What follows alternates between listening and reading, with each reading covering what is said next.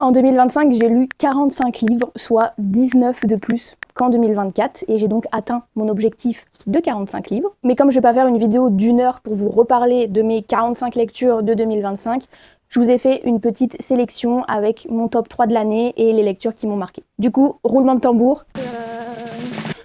Voici mon top 3 des lectures de 2025, et en troisième position, nous avons Nightbane d'Alex Astor, qui est donc le tome 2 de la saga Light Lark. Je l'avais lu à sa sortie, mais je l'ai relu cette année, donc c'est pour ça qu'il s'est retrouvé dans le classement. Et honnêtement, je pense qu'il se retrouve là, parce qu'à chaque fois, il s'est trouvé face à des livres qui m'avaient pas plus hypé que ça. Donc c'est pour ça qu'il est là. Mais je pense que s'il serait tombé face à d'autres livres, il serait pas du tout dans le top 3. Ensuite, en top 2, nous avons La carte des confins de Marie Repelin. Cette année, j'ai lu le tome 2 et franchement, j'adore cette saga.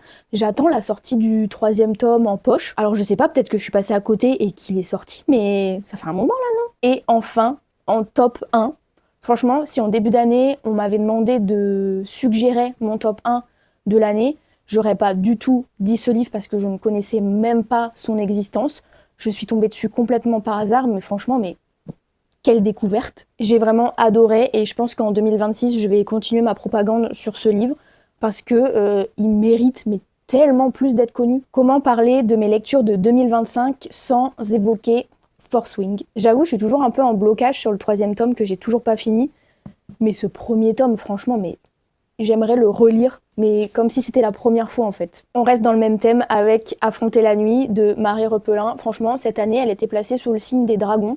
Je me suis découvert une passion pour les lectures avec des dragons, et j'avais beaucoup aimé celui-ci. J'ai toujours pas lu le tome 2, mais je vais le lire en 2026. Autre lecture que j'ai beaucoup aimée cette année, c'est Bonded by Thorns de Elizabeth Helen.